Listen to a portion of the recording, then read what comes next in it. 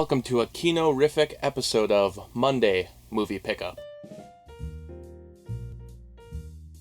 There was a Kino sale recently, so of course I made sure to purchase a few things. This is the film Noir, The Dark Side of Cinema box set, which includes Big House USA, A Bullet for Joey, He Ran All the Way, Storm Fear, and Witness to Murder. So these are some box sets. I think they're up to about 15 or 20 at this point. I got one specific box set just to get a movie that's considered a universal horror movie. That was the only reason I got the box set, but I got enough curiosity out of these things to kind of keep an eye on some of the new ones.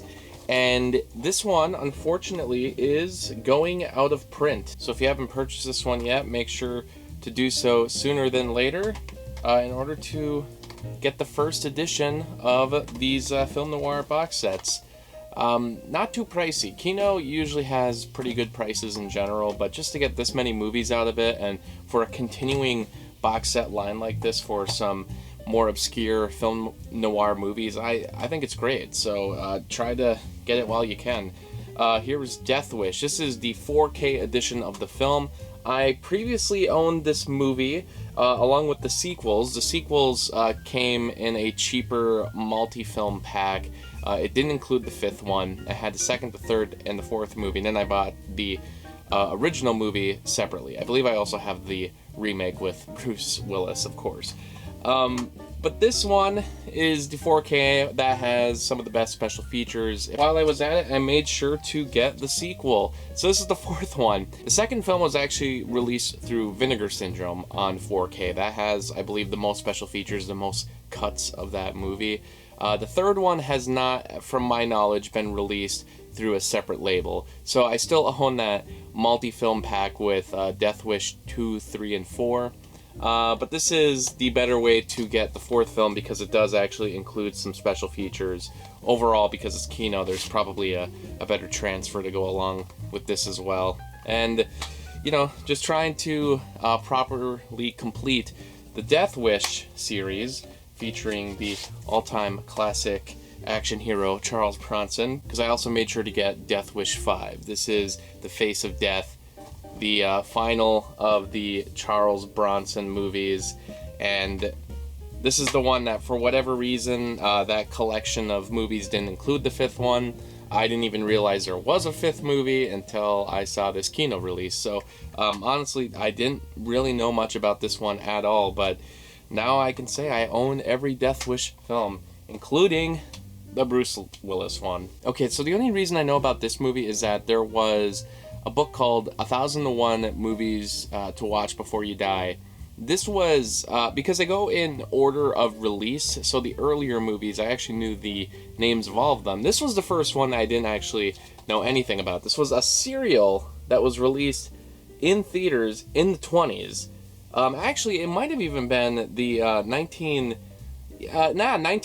through 1916, so it's even earlier than the 20s.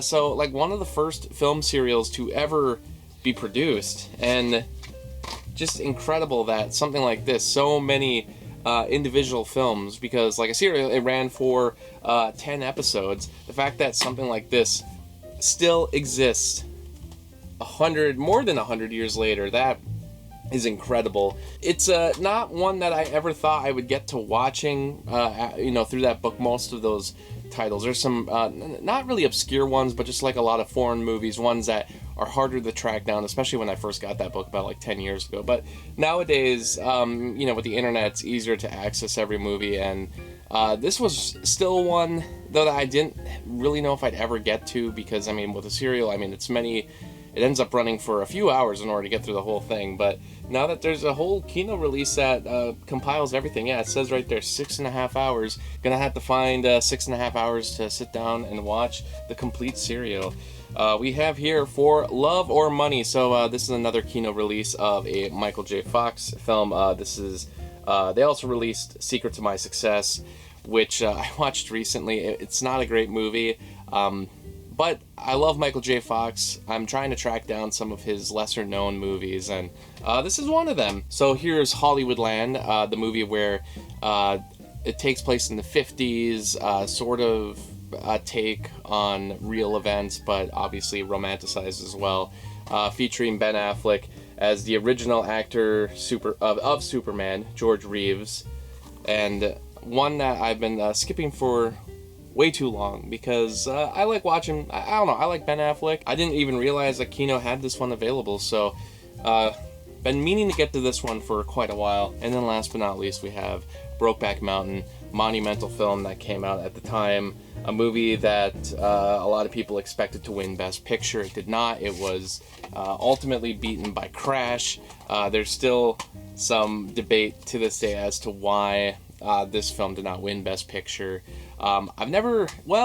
Technically I've seen this movie. I feel like I saw a lot of it when it was originally released. I was pretty young when I saw it, so I don't know if I saw the entirety of it.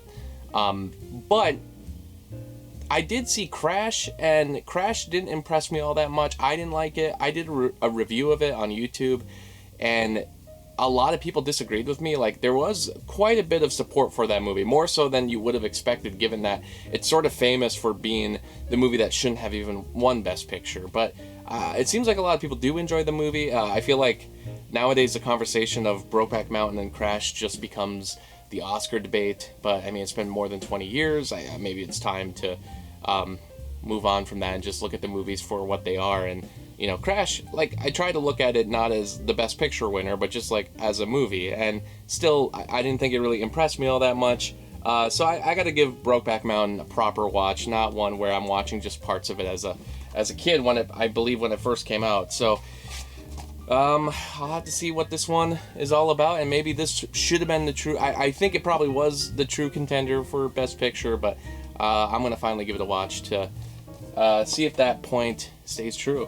And then I have a few newer movies that have been released, movies I could have probably bought at the time, like The Marvels 4K release. I've been getting most of the Marvel Cinematic Universe movies on 4K now, so just had skipped this one, which was too bad because honestly I thought the movie was okay. I didn't really think it was all that bad of a movie. I thought it was fine. I even rewatched it after getting this 4K edition, and I think it's a good time.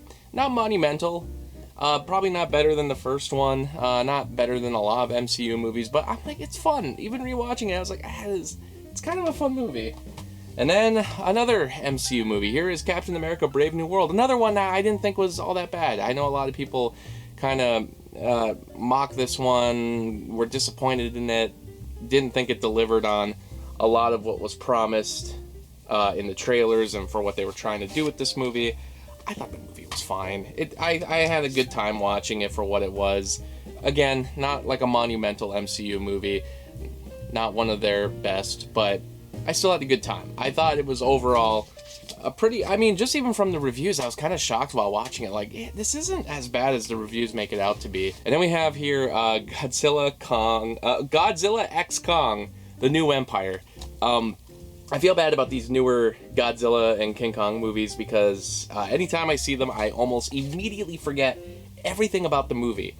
And this is no exception. Fun time in theaters, but a very dumb movie. I think this one was even worse than the other Kong vs. Godzilla movie, or Godzilla vs. Kong, however they name it, I don't know. Godzilla X Kong and Godzilla vs. Kong were both better than Godzilla King of the Monsters. That was the only one where I'm like, I don't know what that movie was trying to do. That was a mess. That was not a good movie. But the rest of them have been like fine, but nothing special. I'm kind of all over the place about them, but just because I don't have much to say about them. But I realized while I did a photo of all my Godzilla movies that I didn't include that one because I realized, I never even got to buy in that one. So, well, there we are. I have now a more complete Godzilla collection. I don't know, I still haven't gotten those animated movies that were released by Netflix because from my knowledge, there's no physical media of it in the United States. Well, that is everything for this week. We'll see you next time, and thanks for watching. Thanks for watching the video, and special shout out to Anna, Kirsten, Spencer, and Lucas for supporting me on Patreon. By joining my Patreon, you'll be able to get some exclusive videos, some different vlogs in the future, and you'll be able to request your own movie review. I hope you stick around, Cinephile, and have a happy, productive day.